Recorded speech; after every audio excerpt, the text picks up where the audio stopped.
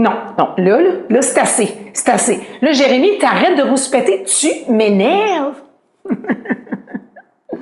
Est-ce que tu interagis avec des enfants qui s'opposent, qui argumentent, qui rouspètent et qui refusent de collaborer et tu te sens dépassé ou voire même épuisé? J'ai 4 stratégies ici pour toi pour calmer l'opposition et garder la connexion avec l'enfant. Bonjour, ici Cindy NeuroGym Tonic et bienvenue dans la capsule tonique. Alors, je publie régulièrement des vidéos sur les thèmes comme la gestion émotionnelle, la sécurité intérieure, les avancées des neurosciences, le bienfait du mouvement et également sur le thème de la parentalité bienveillante et l'intervention positive. Si c'est des sujets qui t'intéressent, je t'invite à t'abonner à ma chaîne YouTube pour ne rien manquer. Alors, l'opposition, c'est le sujet d'aujourd'hui. C'est un sujet préoccupant. Pourquoi? Parce que ça va venir nous déstabiliser, nous sortir de notre zone de confort en tant que parents intervenants. Ça vient nous confronter, ça vient nous déclencher et oui, ça nous épuise. Puis si on se dit les vraies affaires, lorsqu'un enfant s'oppose, nous, à l'intérieur, on n'est pas tranquille. Fait qu'il y a comme aussi une agitation intérieure qui vient. Puis devant ces comportements, mais souvent, on a le réflexe de se dire dans notre tête, non, là, tu vas pas gagner. Ou bien, non, là, ça y est, il va encore prendre le dessus sur moi, là, il m'aura pas. OK, là, il veut tout contrôler, là, mais ça se passera pas comme ça, moi, je vais tenir mon gros bout.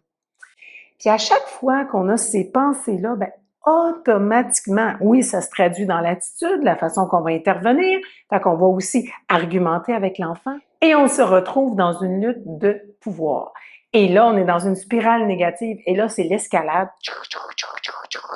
Devant l'opposition, on réagit nous aussi par opposition. Fait qu'on est là à la même place, on a les mêmes comportements que l'enfant.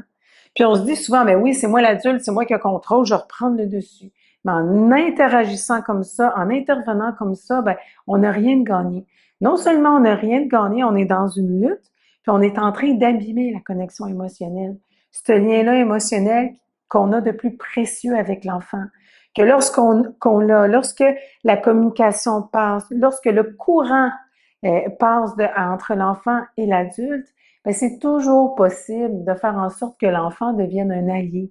C'est toujours possible d'avoir sa collaboration. Mais oui, c'est facile à dire, hein? Mais comment créer du lien avec un enfant qui s'oppose? Comment aller chercher la collaboration? Alors voici mes 4 stratégies pour t'aider à calmer l'opposition puis aller chercher la connexion avec l'enfant. Première stratégie, connecter avec le ressenti émotionnel de l'enfant. Avant toute chose, l'opposition est un stade, est une phase essentielle au développement de l'enfant parce que c'est en s'opposant à l'adulte, à l'environnement, que l'enfant va apprendre qu'il y a du pouvoir sur son environnement. Fait que ça l'empuissance de l'intérieur et c'est ces phases-là qui vont lui permettre, oui, de s'affirmer et de développer son autonomie et son interdépendance. Donc, l'opposition, elle est essentielle. Donc, on a compris ça, mais on va voir un peu plus qu'est-ce que l'enfant vit à l'intérieur pour le comprendre davantage.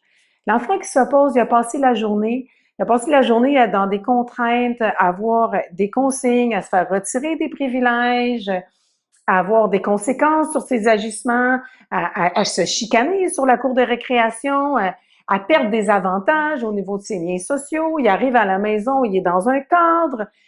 Il y a vraiment une pression intérieure. Fait que cet enfant-là s'est créé comme une espèce de bouclier, une armure pour se protéger. Pour se protéger d'être toujours critiqué, d'être toujours jugé, d'être constamment épié. Alors, cette armure-là lui permet de protéger son intégrité. Alors, quand il s'oppose avec ferveur et avec force, c'est de l'autre côté, il est en train de protéger un aspect qui est très, très vulnérable et très sensible à l'intérieur de lui. Ça m'amène à vous parler de ma deuxième stratégie. Réconforter au lieu de punir. Un enfant, quand il perd le contrôle de ses émotions, de son esprit, de ses pensées, de son corps, puis il se désorganise, il a besoin de soutien. Il a besoin de sentir que l'adulte est là. Que l'adulte est là, autant dans les moments joyeux que dans les tempêtes. Oui, mais comment on va faire ça? Ça m'amène à vous parler de ma troisième stratégie. Considérer les besoins derrière les comportements. C'est Marshall Rosenberg, psychologue, créateur de la communication non violente, qui nous explique que chaque comportement est une tentative de répondre à un besoin. Et plus le comportement est criant, mais plus le besoin derrière est aussi criant. Alors, quand on s'intéresse aux besoins derrière le comportement, on n'intervient pas sur le comportement, mais sous. Fait qu'on n'est plus dans de l'opposition, on n'est plus dans cette lutte-là de pouvoir. On est en train de... On change de lieu d'intervention, on fait une bascule.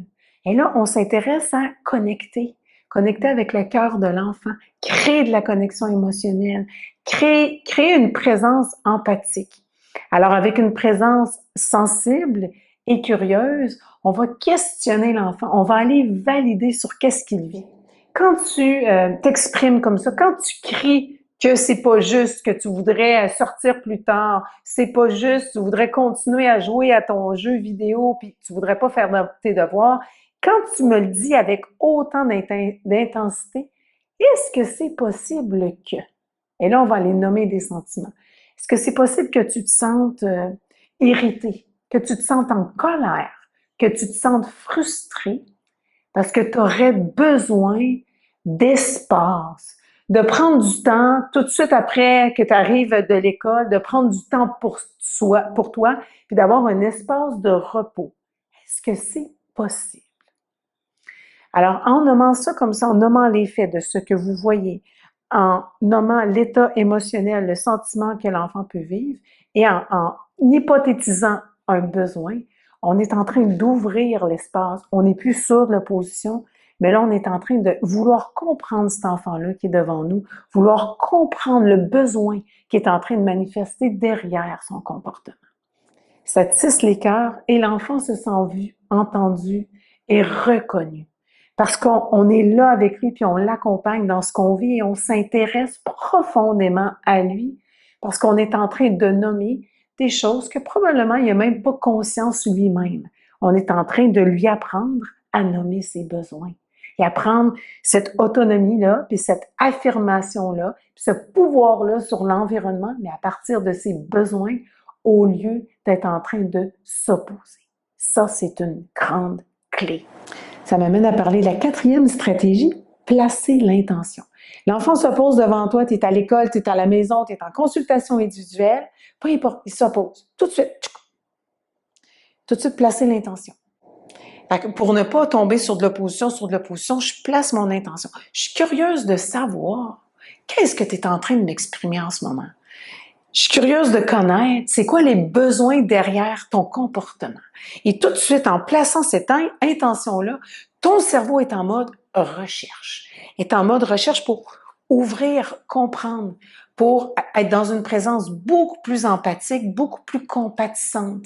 Puis déjà au niveau énergétique, l'énergie dans laquelle tu vas être vraiment différente que si tu es vraiment comme à sentir l'agitation à l'intérieur, puis à te demander, bon, comment je vais intervenir, puis qu'est-ce qui se passe, puis combien de temps ça va durer, puis je veux absolument que le comportement cesse. Recherche. Qu'est-ce que l'enfant est en train d'affirmer en ce moment? Qu'est-ce que l'enfant veut me dire dans son comportement? Quel est ce besoin qui tente de m'exprimer? On est en train de tisser de la connexion émotionnelle, on est en train de tisser les cœurs, puis il y a tout un univers qui est en train de s'ouvrir. Et ce lien-là qu'on a avec l'enfant, si fragile et si sensible, on en a besoin pour avoir des interventions positives et bienveillantes et aussi des interventions qui fonctionnent et aller chercher la collaboration de l'enfant qu'on a tant besoin. Plus que tu vas comprendre les besoins que l'enfant exprime dans son comportement, plus que tu vas être capable de rester dans ton cœur, puis d'écouter ce qui est là, puis de tisser, puis de nourrir la relation, puis de rapprocher la relation, puis d'être dans un espace où est-ce que c'est possible d'être en contact avec de l'opposition sans te sentir, sans t'énerver, sans te surcharger, sans t'épuiser, sans que ça vienne te confronter, mais que ça te vienne un levier pour comprendre encore plus cet enfant-là qui est devant toi, puis qui t'exprime quelque chose qui est essentiel pour lui. C'était mes 4 stratégies pour apaiser l'opposition en ayant la connexion avec l'enfant. Si tu veux en savoir plus, je t'invite à télécharger la fiche Éclair qui résume les informations que je viens juste de te partager. J'aimerais ça avoir ton avis sur ma vidéo. Si tu as aimé, ben dis-moi là en faisant un pouce ou en écrivant un commentaire ou peut-être en partageant autour de toi aux parents, aux intervenants qui interagissent avec des enfants qui vivent de l'opposition. Pour ne pas manquer mes prochaines vidéos, je t'invite à cliquer sur « Je m'abonne ». Merci aux parents, merci aux intervenants qui ont été avec moi aujourd'hui. Je souhaite que cette capsule ait pu contribuer à vous aider à apaiser l'opposition tout en nourrissant les besoins de connexion avec l'enfant. Et nous, on se retrouve pour une prochaine Minute Tonique. À bientôt! Bye bye!